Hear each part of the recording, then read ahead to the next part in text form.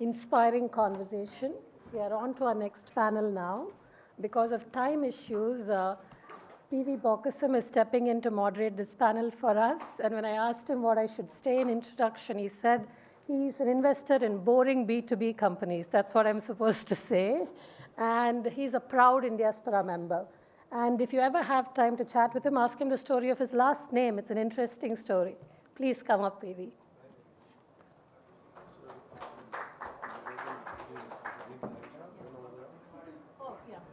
Yeah. Well, thanks. I think I'm probably between you and a good cocktail, so we'll make it fun and interesting, okay? So could I have the panelists join me here, please? I don't know where they are, because I am stepping in, so it looks like getting mic'd up.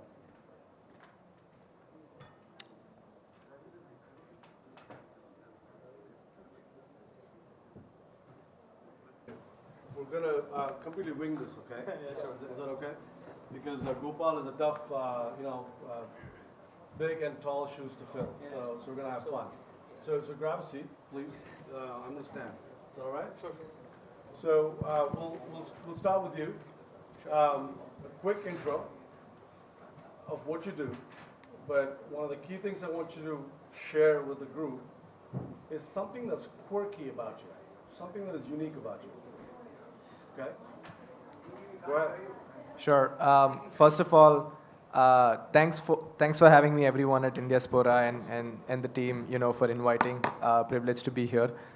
Quick background about myself. My name is Neil, and I'm the founder of Magma. We're a B2B manufacturing marketplace, and we work with factories in the building materials industry to upskill them, as we like to call it. I guess when I talk about Magma and just about myself and what we're building, I guess one of the overarching thesis that I always like to talk about is that, a lot has been talked about, while the India story and the shift of manufacturing from China to Southeast Asia, with, of course, India being on the forefront. But frankly, very little has been talked about, whether these factories are actually ready. And I'm not going to divert into another topic, but yeah, one quirky thing, as PV mentioned about me, where was I going with this? I'm going to actually take a second chance on this. I'm going to go after Alec on this. Okay. You see how it's going to get interesting. So go ahead, Alec. Yeah, thank you. Thank you for having me. So I'm the co-founder and CEO at Farmart. At Farmart, we are a B2B food supply network. We help food companies globally, domestically connect to farming communities to source raw material and finished material in the food space. In terms of something quirky about me, I think I hate cities. I love nature. I try to spend a week cut off from everyone, including networks, to just kind of be with myself. It's kind of weird, but it's like the funnest part of the whole year for me personally. That's great. How many of you do digital detox here? Anyone? There you go. We got one. It's a great idea. Go ahead. I'm Ankit. I'm the founder and CEO of Insurance Dekho. At Insurance Dekho, we are taking insurance distribution to the masses. We have a clear thesis that India is uninsured. And as we march towards becoming an economic superpower, we have to protect the economy, and we have to protect the livelihood of people, and we also have to help people protect their lives, their finances. So the clear vision for us is that take insurance distribution to the 6.5 lakh villages across the country. One quirk about me is I like collecting restaurant menus. So whenever you see me in a restaurant, while people are looking for the best thing to order, I am looking for the hotel manager or the restaurant manager and requesting me, hey, can I take this menu from? That's great. That's great. Now, so you are in some sense all marketplaces, right? Is that a good way to describe it? And a core part of a marketplace issue is the cold start problem. So for each of you, could you describe how you solve the cold start problem for your individual marketplaces? We'll start with you. Yeah, I think, I get asked this question all the time on how we kind of, so we started with burning our hands. We learned it the hard way. And I guess the point that I'm trying to make is fundamentally it's about demand and supply. And either you may go on the demand side and solve problems there and kind of go ahead with a cold start. I guess the point that I was mentioning in the beginning when I was giving my intro is that very little has been talked about whether factories in India are ready. We've read about China plus one, we've read about global manufacturing, and I think it ties on to how we solved our cold start problem is by focusing on suppliers, which is factories themselves. What are we going to do that's going to help them unlock the next level? Whether it's unlocking demand, unlocking quality, unlocking supply chain. And eventually, when we started Magma, we had a very simple fundamental that we need our factories with us for the longer run. And if we need to do that, we need to create a business model to cater to the factories first before we kind of add multiple layers on the demand side to it. So I think over time, having more of the suppliers with us, creating a business model where we're adding more to the stack for them, we're servicing them, we're providing value addition services, just helped us create a defensible network to kind of overcome the cold start problem. Great. How about you? Yeah, so we are in the food and agriculture space, and what I believe, it took us actually 7.5 years to just kind of get off the ground, but we all think, according to me, in the B2B space, we actually don't have a demand problem. We actually have a supply consolidation problem because of the fragmentation in most markets. And similarly in India, fragmentation of supply is just too vast in most cases and most verticals, at least I've come across. And what you have to kind of solve for is how do you consolidate supply by using the least amount of resources on ground and using technology first models. And once you're able to kind of solve for supply, demand actually realigns extremely easily. But the harder problem is to be product first, to be technology first, and invest the lowest common denominator to acquire supply on any kind of a platform. So that's what really has been my biggest learning in building anything which is B2B domestically and globally. That's great. For me, I think the most difficult problem was that we Indians are eternally optimist, right? Optimist people. So you ask any Indian, क्या आपके पास life insurance है? मैनू की फर्क पड़ना है. You ask anybody, do you have a health insurance? मेरे को क्या हो जाएगा? है ना? तो लोगों को ये समझाना कि आप अमर नहीं हो एंड आपके परिवार में कोई है जिसको आपके जाने के बाद भी आपकी ज़रूरत हो सकती है and the only protect them is by making sure that they're financially secure, by making people understand, hey, no matter how fit you are today, probably 10-15 years down the line, because of the kind of food that you eat, because of the lifestyle you have, you may fall ill, and at that point of time, medical insurance, medical treatment may be expensive, and you need an insurance, right? So I think that educating people was the most difficult part, because unlike other financial products where you give money, in insurance, unfortunately, you have to convince people to part with their money for something which is going to happen at some point of time in the future. तो वो समझाना लोगों को थोड़ा मुश्किल था. I think that was the difficult part. Now, you all are, I believe, at different scales, right? So if you're comfortable talking about the scale of your revenue or customers or your GMV would be very helpful, I think, for having a discussion. So could you share kind of the scale at which you're operating today versus where you want to be 3 years from now? Yeah, so Magma, as I like to call it, we're 110 factories old. On a GMV wise, we're clocking close to 200 crores a year, so that's close to $25 million. But I think one of the biggest metrics that we internally track is on becoming a Magma powered factory, what is the revenue uptake and operational agility that you get? And I think that's something we really boast that, as a factory, if you work with Magma, within 6 to 8 months, you're going to increase your revenues by 25%. So I think, yeah, if that answers your question. That's great. So at Farmart, we, on a two-sided marketplace, we work with about 250,000 suppliers, 3.5 million farmers are registered on the Farmart platform. We have over 3,700 food companies that source from us. We do about $200 million in scale, and we've actually built this in the last 2 years itself, spending less than $5 million in total capital. We are present in 6 countries, and mostly India is our biggest market, where we drive 78% of our revenue from India.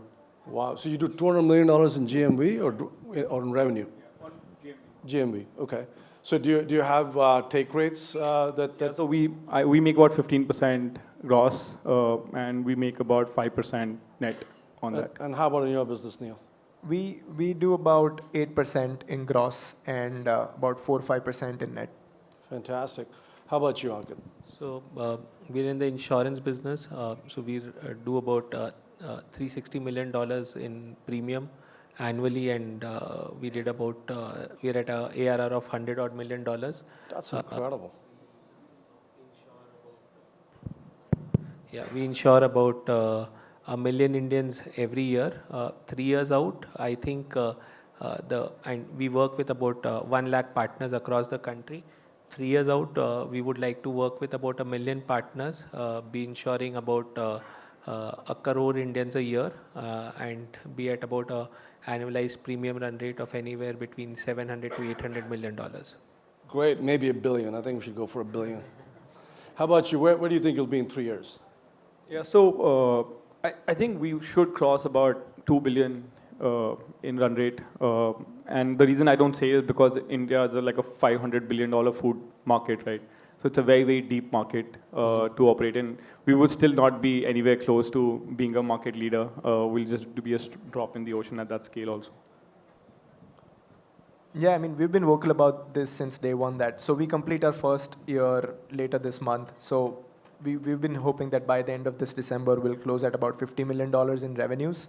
And we should be, by mid-2025, close to $200 million. That's incredible. Man, how about a round of applause for these amazing entrepreneurs? That's amazing. So I take it that are all of you venture backed, or did you all get started in a different way before you went and got venture money? So maybe we'll start with I was actually chatting with him before, so I'd let him go first on this because it's a really interesting story. But you got to share your quirk with us, buddy, first. You got to share that. Then I'm going to go. So quirk about me, and thanks for putting me on the spot for that. I think for me, while I may come off as an extrovert, I'm an introvert. So again, like I try my best to be at my best in settings like this. But a quirk about me is that I try to stay indoors and be with myself. That's not a quirk. That's just an attribute. Okay. I'll tell you about my quirk towards the end, though, for sure. So go ahead. Yeah, we're venture backed. We've on Valentine's Day this year we raised about $100 million from Goldman Sachs, TVS Capital, Avatar Ventures, Invest Corp, amongst others. How did we start off? I think we started off as a bootstrapped company. For the longest possible time, we did not look at raising capital. I think the advantage which we had, that we were a part of a larger conglomerate. So as we say it in India, our roti, kapda and makan was taken care of. So as a founder, I did not have to worry about those vagaries of where will the next paycheck come from, how will I manage working capital, etc. While you've not asked this question, I would urge all founders to delay capital raising as much as possible, because when you delay capital raising as much as possible, that's when you encourage innovation, not only within you, but within teams. And I think that is what separates a great team from a good team. Great, well said, well Yeah, said. just an extension of that, we've been in this space for 7.5 years. Didn't really raise anything in the first 5 years. The last 2 years, we've raised about 43 million in equity and about 25 million in debt from General Catalyst, Matrix Partners, Omidya Network, and Avana Capital, and some of the top banks which work with us on the working capital side. Wow, great. How about you? Yeah, I think I have a very different opinion to that because I feel like I'm a Gujarati at heart, and I feel like जब bank में पैसा हो तो नींद अच्छी आती है. It encourages abundance mindset and it encourages you to do what you're supposed to do. But of course, that shouldn't come at the cost of a poor sales process or a distribution process. So we've been just 1 year old. We've raised $3.3 million in equity and about $1 million in debt. We share the same investors, Alec and I. General Catalyst is our largest shareholder, and of course, we've got amazing angels and funds like Axion Venture, Global FinTech Fund. So I think just like piggybacking on Ankit's point, when we were starting Magma, we were presented, and of course we're like a very young company, so I can be very wrong with what I say. But yeah, I stick to the opinion that if you have money in the bank, you're able to spur innovation, but again, that's just me. That's great. So let's do a little quick round fire questions, okay? So like maybe one word or one sentence. So in one word, if you had to describe the culture of your company, what would that be? Just one word. Frugality. Frugality? That's what I thought you might say. Fantastic. How about you? Yeah, I think from one word is actually openness. Openness. Yeah, it's quite flat out. We're pretty open, chill people. For us, aggressive. We're all mid-20s, 19-member team, very young, and yeah, we just focus on being aggressive with our numbers and Great. process. Where does that come from? Where does the aggressiveness come from? I think impatience. One thing that again a lot of our investors also guide me on is when you pair impatience with that sort of optimism, I think good things tend to happen. And I'm the youngest. I'm 22 years old. I'm the youngest You're one. 22? Yeah. Oh my goodness gracious! Wow. Yeah. So I think we've encouraged our team to be a lean and mean machine to help us achieve that. That's great. Look, I think we'll save that for we'll do a little bit more, quick fire, okay? So for your product, are you a product guy, a technical guy, a business guy? How would you describe yourself? Like what's your core? I'm a product ops guy. Product ops. How about you? I'm a product guy. I love product. Yeah. I'm a business guy. Business. Okay. So did you pair yourself with a product person? Or how did you, do you have a co-founder? I'm the solo founder, but yeah, I spend most of my time with the product team to actually have that sort of balance in the organization. Okay, how about you? My co-founder and I went to boarding school together, so we've known each other 23 years. He's more like a finance guy. So yeah, I paired ourselves with some finance people. And that's why I think we've just been very conscious about the capital and the way we build this company, especially in India. Fantastic. How about you? My co-founder was my running mate, though it doesn't look like I used to run earlier. He's the techie. He's the techie-ness. That's great. So, so we'll get into a little bit of, so do you as co-founders disagree? And on the things that you disagree, how do you all resolve conflicts? We'll start with you. Do you just punch them in the face because you're aggressive? Like, No, boom. that's okay. No? I think it's like what recently helped me. And I was just speaking to a colleague of mine a few months back, and I recall that conversation again and again because as the organization, one of the biggest challenges that I personally envision at Magma is, and I was speaking to Alec earlier about this as well, is that as you become a big organization, like what if it leads to a big bureaucracy? Like what if that entrepreneurial spirit dies? Like how do you see that evolving?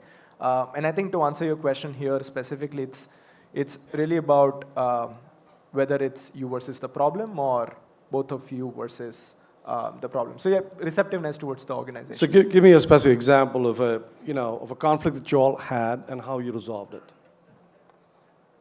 I mean, one of the recent conflicts, and I see a timer board, so I'm going to keep this short. Oh, how much time? Time up. Dang, we're just getting started here. Okay, so just give us a quick one. Quick one is again distribution versus product. So I'm very distribution sales first, and we've got our set of team who are focused on tech and SaaS first. But I feel like you earn the right to build a good product once you have a good sales process and distribution on. And without that, it's just a waste of money. So yeah. How about you?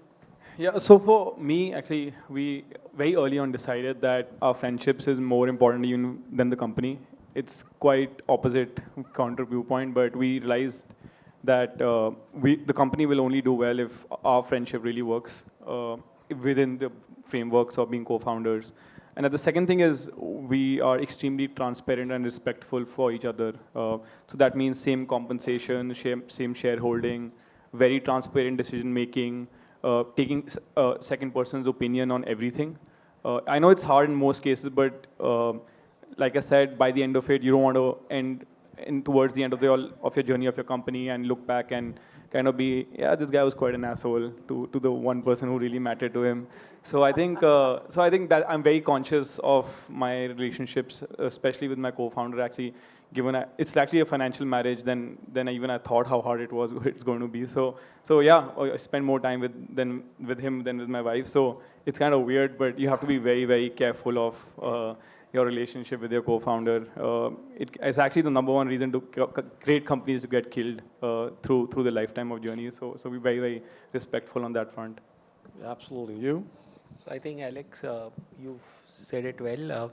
Between me and Ish, I think we pretty much follow what he's saying. But what the additional step what we've taken as we've scaled is we've clearly defined functions. So there are 3 functions which report into him. Rest of the functions report into me. For the functions which report into him, I am the boss. For the functions which report into me, he is the boss. And between the two of us, obviously, we will have differing opinions. Whoever is the boss has the veto call. Period. Oh, that's great. Well, thank you, folks. I mean, give these gentlemen a fantastic applause. Thank you. Thank you for taking the time.